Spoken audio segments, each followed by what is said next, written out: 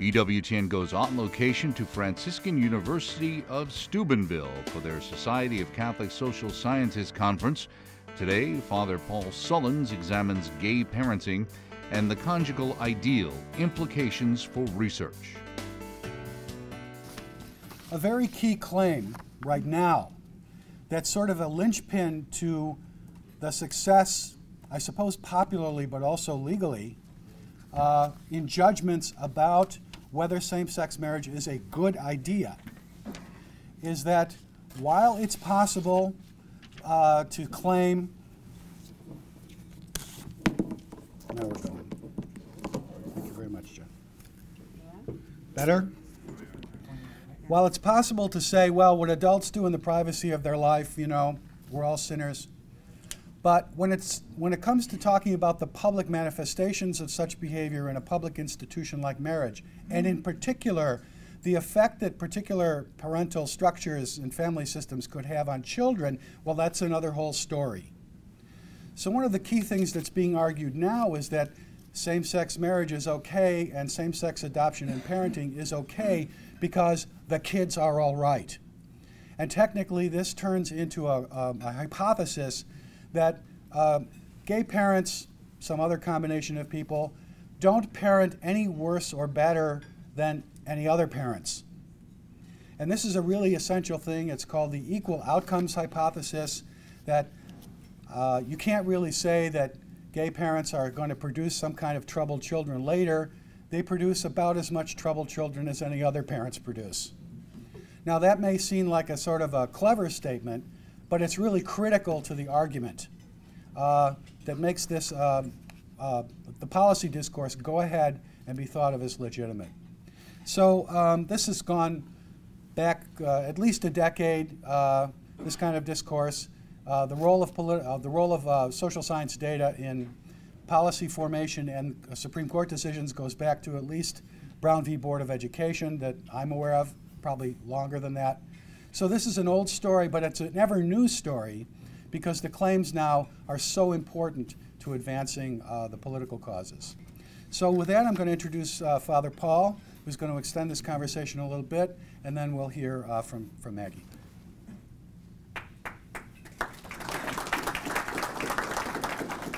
Thank you very much, and thank you so much, Doctor, for this microphone.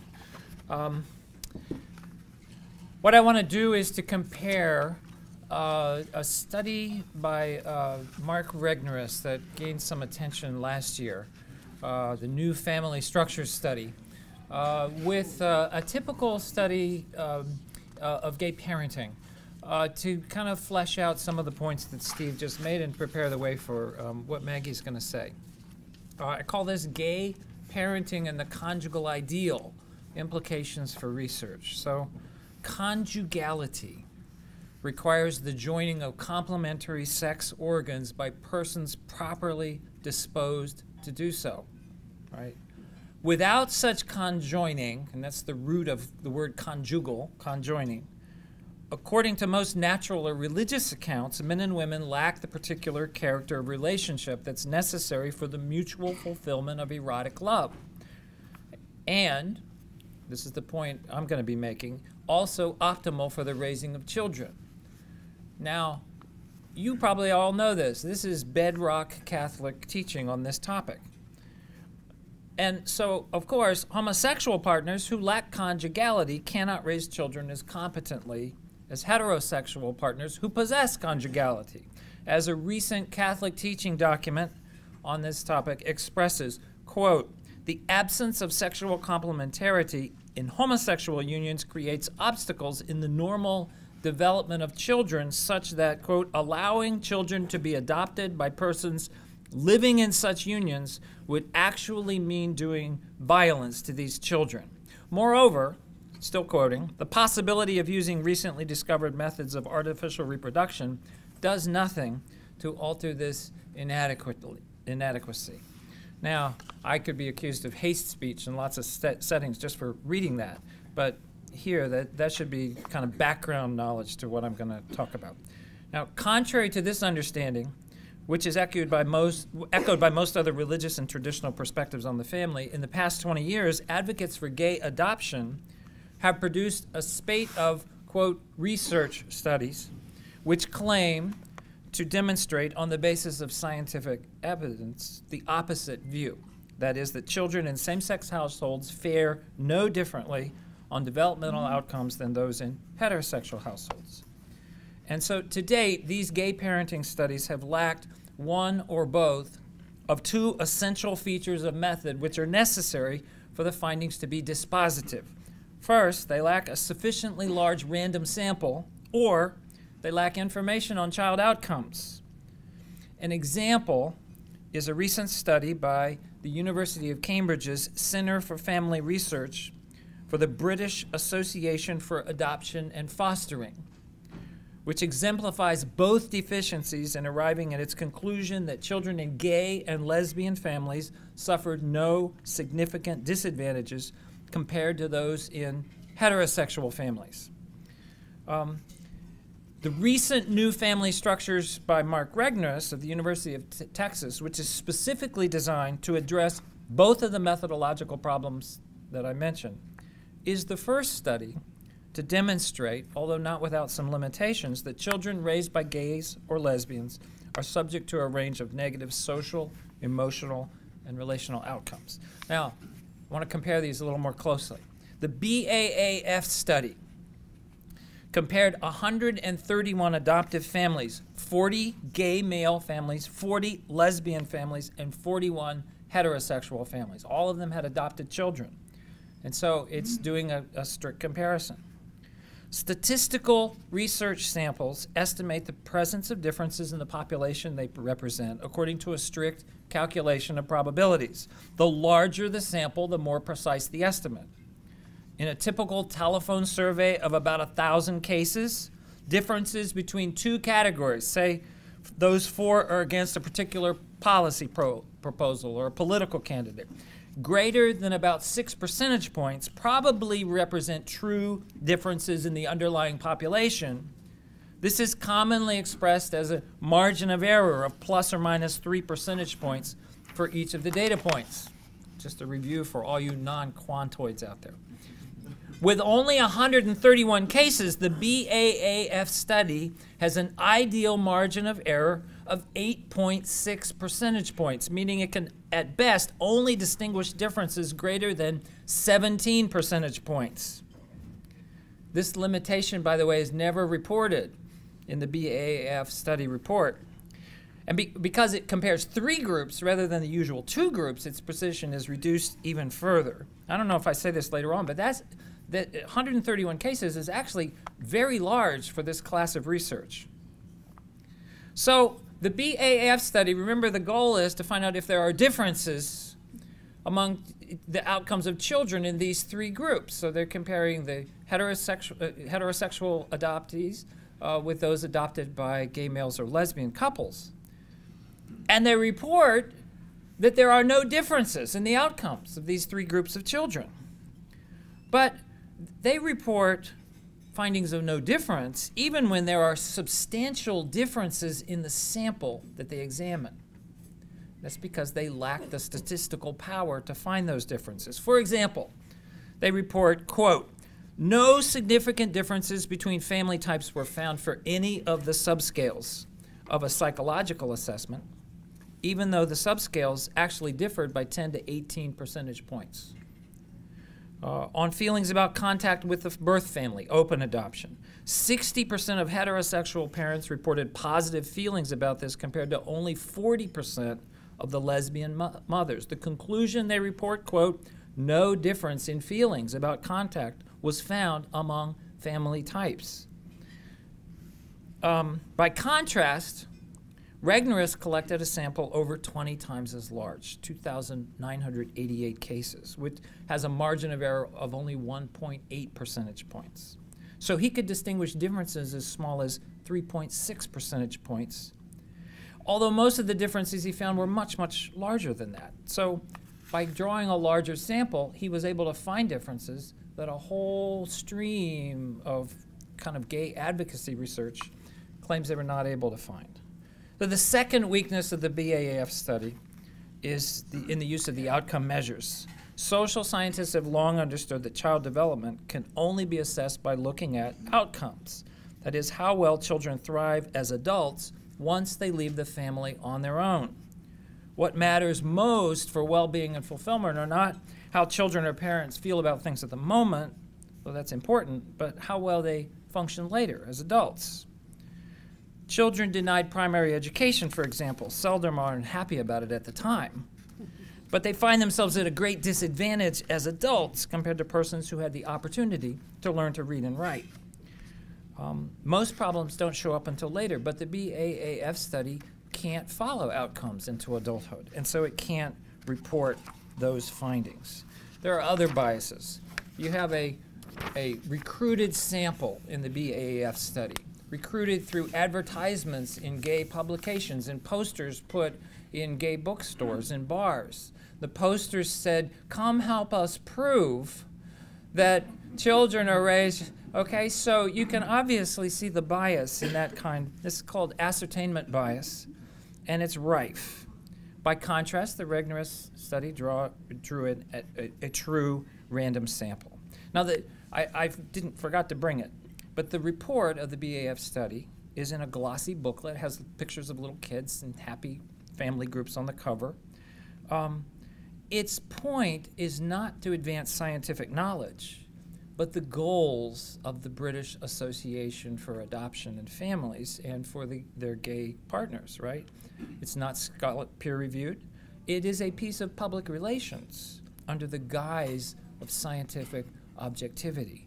And that's really the state of the art until Regnerus put his study out. Now, the Regnerus study is a serious attempt to address an important question of social science that results in clear, defensible empirical findings. The BAAF study presents no serious evidence at all to challenge Regnerus's findings, but this doesn't prevent the BAAF study from being celebrated, as it has been in England, as it has not prevented Regnerus's study from being excoriated, as it has been in this country, by cultural elites for whom the acceptance of homosexuality as normal, and thus the innocuousness of same-sex parenting, is an article of faith.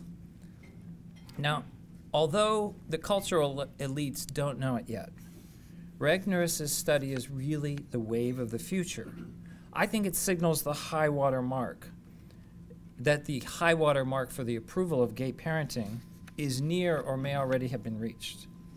Now, I can say this because we've been down this cultural cul-de-sac before with regard to other marriage innovations, and I'm thinking now of divorce. In the 1970s, you may recall, rising divorce rates were widely celebrated among academic elites as a new era of relational freedom. Studies at that time of young children in post-divorce households, of which today's gay parenting studies are eerily reminiscent, purported to show that they were faring no worse than comparable children in stable married households. It wasn't until scholars could examine crucial, actual empirical outcomes of children of divorce well into their adult lives that the full trauma and harm of parental divorce for children became evident. First, through retrospective studies, and finally, I think, almost definitively in Judith Wallerstein's 25-year retrospective study that was only published in the year 2000. So today, family scholars widely recognize that divorce is not good for children.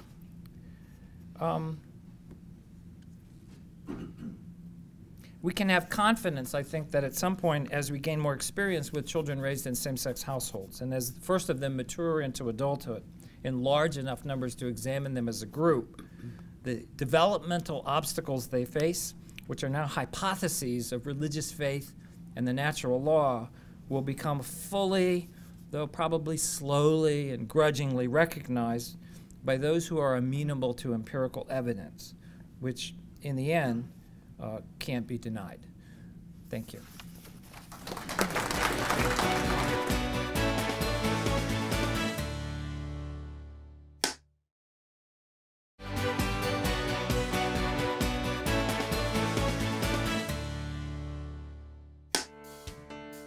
Today, Maggie Gallagher talks about marriage, the challenges behind the challenges ahead. Well, thank you. It's a great honor for me to be here among you all, among friends. Okay, I'll try not to touch it from here.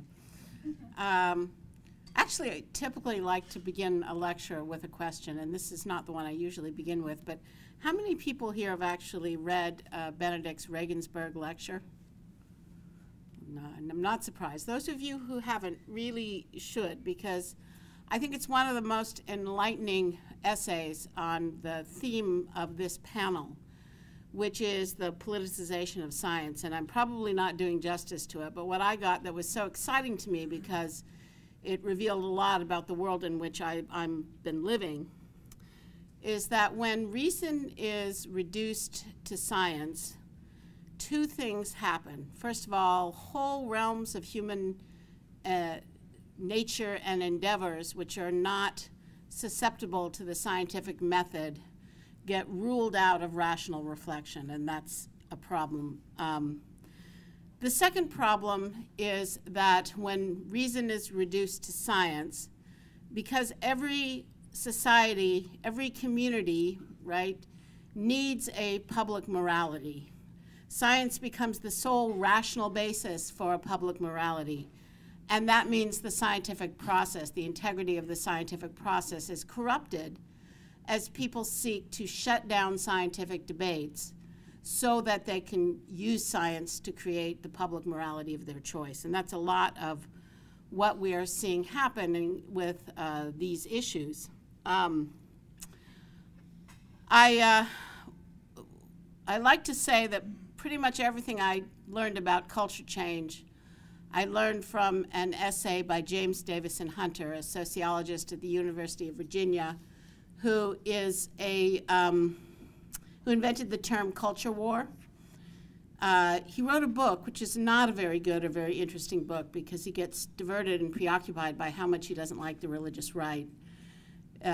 But the essay, the original essay called To Change the World, which he gave to Trinity Forum, is incredibly enlightening, and it begins with what I think is the best definition of what culture consists of. And he writes this in response to the common idea, particularly among evangelicals, that culture consists of individual values in individual souls, and that the pathway to cultural change, therefore, is through the conversion of individual hearts and minds. He said, this is a false theory of what culture is and how it happens, and all attempts to change culture based on this model will fail. This does not mean we're not called to convert individual hearts and minds and precious souls. This is a theory about how culture changes and what it is. And he said, cultural power is the power to name reality. And it is not, cultures are created, they have a center, and they spread. And that the power of cultural creation lies not in the individual genius, but in the network. That's one of the reasons I'm so happy to be here today, and I wish you to recognize the potentially culture-changing power of creating the kind of intellectual networks that, and with the human capital that exists in this room. And I also want to say a word about the role of the empirical social sciences, because I think that they're extremely important. It's too important to feel, especially in a society where if cultural power is the power to name reality, right? Is that thing in the womb just a clump of cells, or is it actually a human life? Who has the power to name that reality? Are two men who've pledged to stay in a sexual union for the rest of their life really a marriage or not? Who has the power to credential that reality? Because of the enormous cultural capital of science, the empirical social sciences remain a field too important to abandon. And there's also an enormous opportunity within them, because in my own experience, I'm actually a journalist by training. I have a bachelor's degree from Yale University in religious studies. But I have, from time to time, managed to make contributions working with very serious and highly credentialed social scientists like my co-author, Linda Waite, in part because the liberal consensus is so thick and so binding within the academy that an intelligent person who understands the social sciences can just make enormous contributions in proposing new research questions, which is often the most important thing, new interpretations and new understandings. And so our place, in a sense, at the margins of the academy is also a potential opportunity. And I simply want to stand here today from my personal experience and affirm the value of what you do. It does not, one of the things I learned from the Prop 8 trial is that it does not matter what the social science says if no credentialed social scientist is willing to say it. And that is fundamentally what happened at the trial court. The small number of the number of social scientists who know that the scientific basis of the gay parenting research is very weak is quite large, of people who take a look at it. These are not kind of deeply buried technical flaws. They're really a kind of big holes in what we can claim to know based on scientific evidence. I would resist saying that these studies are all bad or politically motivated. I don't believe we need to attribute motivations. They are, at best, an exploratory beginning set of research studies. What is unjustifiable is not the research, but the broad claims made on the research. And when they're made by the researchers themselves, they're not really justifiable as science. So I think that Father Sullins is right, that we probably stand at the beginning of a counter-intellectual movement. It's going to have to stand on the basis of extremely good science, and I think we're going to be called to work together across lines of faith and ideology to defend the integrity of the scientific process. But doing so can have an enormous impact. What you do in your own work, the networks you create with colleagues, the students you mentor, any you can encourage to become credentialed, who have the gift to become credentialed empirical social scientists. It's going to be extremely important because what we face now is a challenge we've never really faced in American society. I read the Windsor decision, the Supreme Court's decision in DOMA, as a very clear signal. There are now 5 votes to impose gay marriage on all 50 states. And furthermore, based on the most insulting rationale. Justice Kennedy did not consider and dismiss the arguments for marriage as a universal human social institution rooted in the great truths that society has a special stake and interest in bringing together men and women to make and raise the next generation. He simply ignored those questions. And in fact, he did worse. He translated he collapsed the distinction between the ideal and the stigma, right? So he collapsed the distinction between affirmation or recognition and hatred or tolerance, right? There is now, in the line of reasoning laid out by the 5th vote, the swing vote of the Supreme Court, to refuse to affirm gay relationships as sacred marriages is to demonstrate hatred, unreasoning stigma, and bias, right? There's no space in there anymore, at least in Justice Kennedy's mind. And I think it's going to be part of an effort. What if the norms embodied in gay marriage are going to become the new public norms? They're going to have to be used to shut down, as the moral and legal equivalent of racism, the classic understanding of marriage, sex, and the human person. And we see that playing out now in the public square. That's the number of professions which it's becoming impossible to enter if you have publicly opposed gay marriage is getting quite large. I'll just mention 2 of them. Last week, the state of Washington issued a reprimand of a state judge, and he agreed. He put his name to the reprimand. What did this judge do that violated the code of ethics in the state of Washington? In chambers, he was asked by his staff if he would perform same-sex weddings, and he said no, he didn't think so. And they said, why? And he said, well, it's just a religious thing with me. Someone in his staff leaked that, made a public brouhaha, then went to the Judicial Commission and asked for an ethics violation, which this judge has now accepted. So it is now, you cannot be a judge in the state of Washington if you private and personally say out loud that you don't perform same-sex weddings for religious reasons. Let me give you a second, another profession you can't be. You can't be a baker in the state of Oregon. How many of you have heard of Melissa of Sweet Cakes?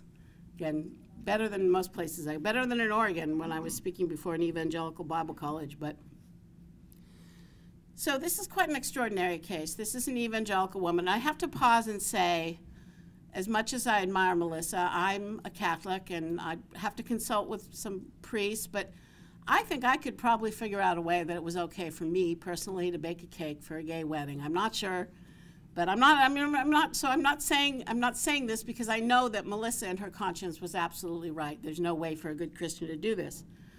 But here's what I do know about Melissa. She was perfectly willing to serve on a warm and friendly basis all people, gay or straight.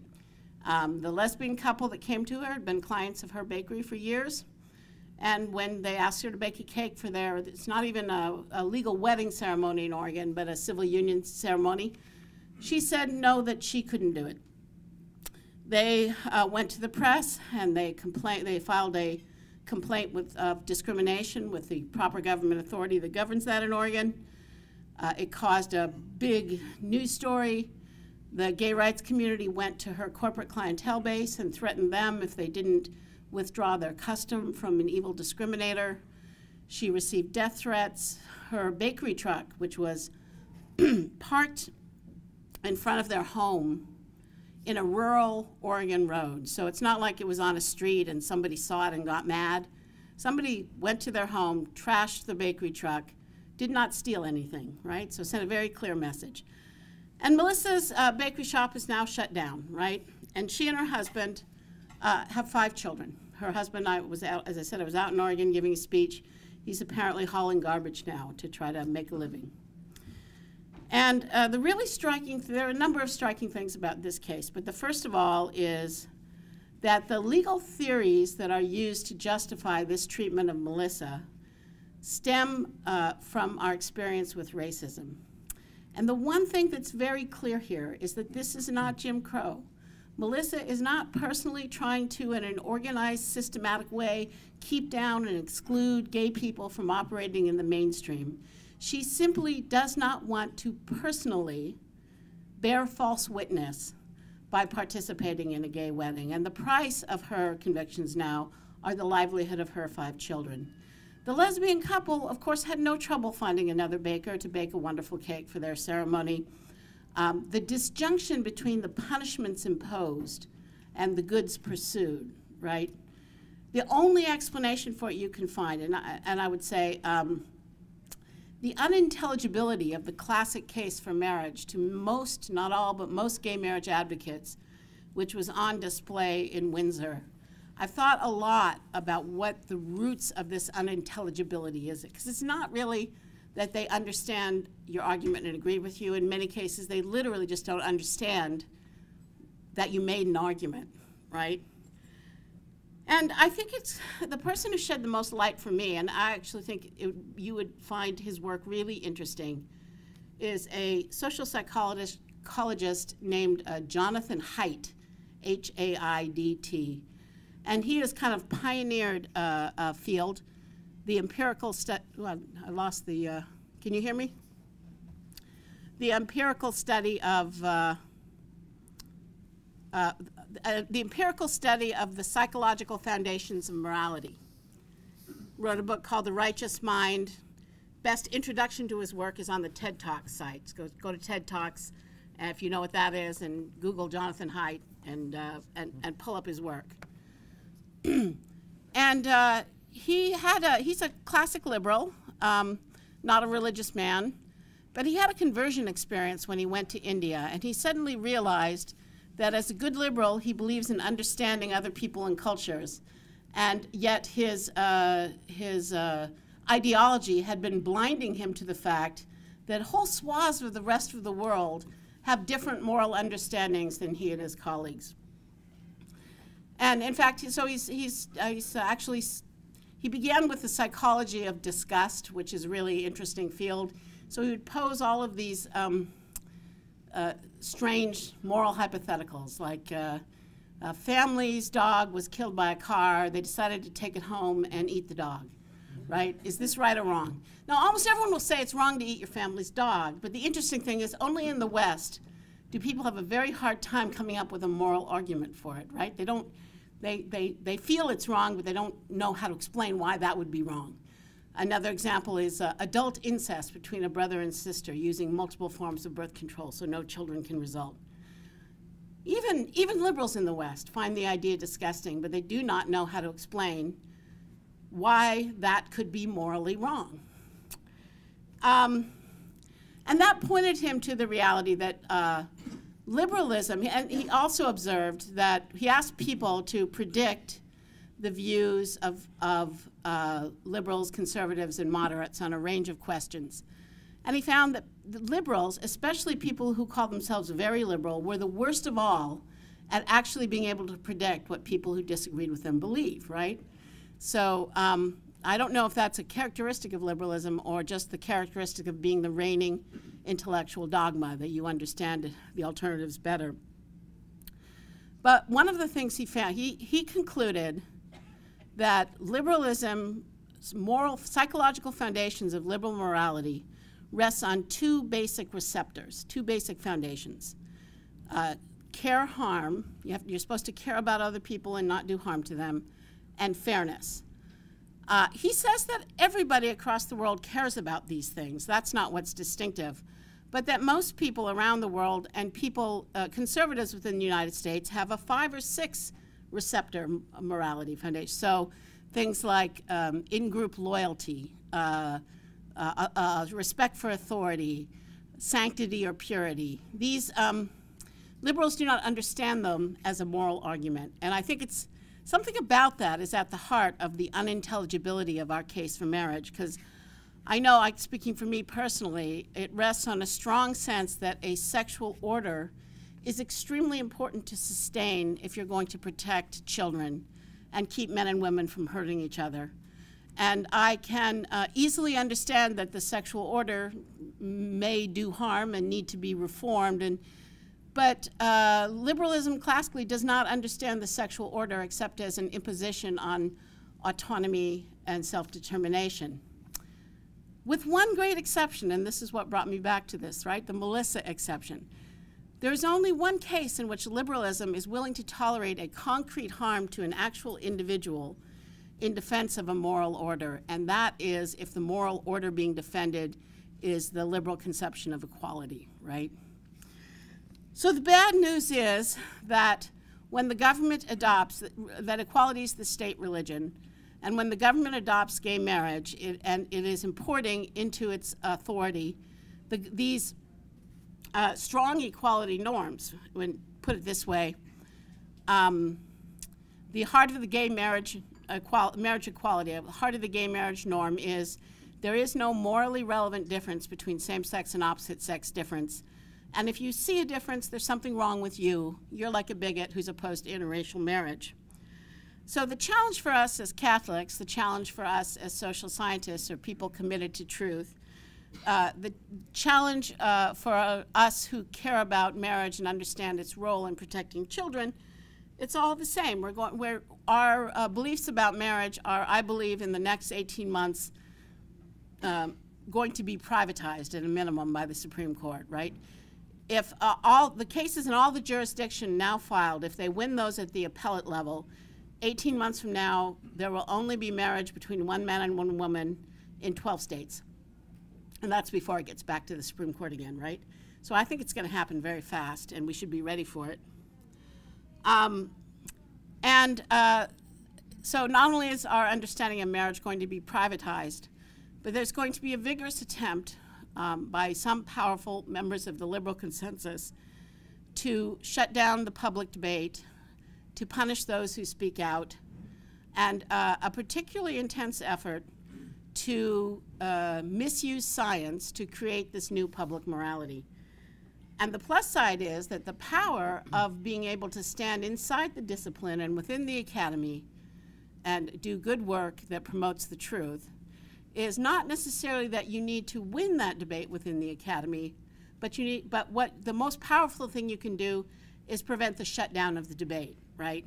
What they need to do is say every rational person believes X, and if you believe Y, you cannot be a rational person, right? And that is what the way the scientific debate is politicized, corrupted, and used to establish a public morality. And it's why one Robbie George can be so outside. You know, one Princeton professor who's Robbie George can have such a big impact because there aren't supposed to be Princeton professors like Robbie George, right? And wherever you are in the academy, you share that form of social and cultural power if you use it.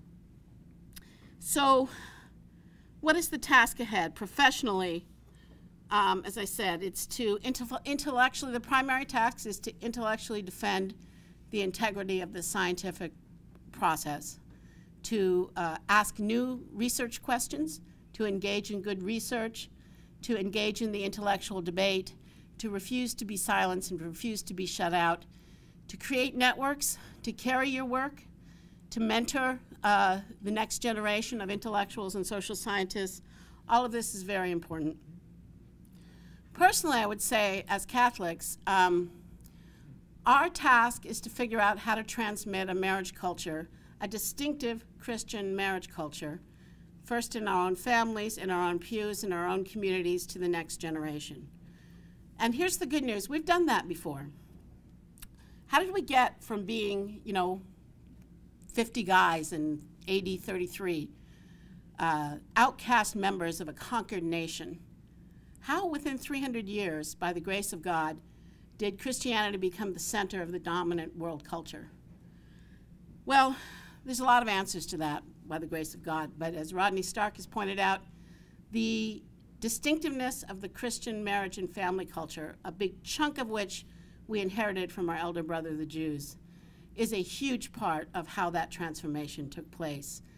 The Romans could not believe you had to raise all the children you had, that you couldn't just throw them away in the streets if they were inconvenient. They could not believe in male chastity or fidelity at all. They couldn't believe that you weren't supposed to divorce. In fact, even the disciples hanging around with Jesus could hardly believe that you're not supposed to divorce your wife. But by the time of Jesus, the marriage crisis in that culture, the culture of death, was firmly entrenched, and Romans never figured out how to overcome it. And the future fundamentally belongs to people who make and raise the next generation. That's the first engine of evangelization and also the first engine of culture. We have to, what is distinct? Marriage is being transmitted into a bureaucratic set of legal benefits given to two people who care about each other for some way and some reason, as long as they care, in which children are simply irrelevant outside. They're not intrinsic. They're not really necessarily part of the deal. It's a culture that's becoming more and more obviously ugly. And our task, personally as Catholics, is to make visible what we believe anyway. You know, that in marriage we're modeling the love of God for his church, of Christ for his church. We are creating a tie so firm that a child's heart can rely on it. And we are in the process demonstrating that love is the most real thing in the universe. If we can't do that within our families, if we can't pick one person and love them for the rest of our lives the way God loves everyone, we're called to do much harder things as Christians, right, in terms of love. But if we can't do that within our own families, if we can't care enough about our own children to put their needs first, I think it calls deeply into question our faith commitment. But conversely, if we build this culture of marriage, if we demonstrate that love is more real than fear or lust or boredom or temptation, if we demonstrate that doing right by your children is the most basic level of human decency, we will transform American culture. Thank you.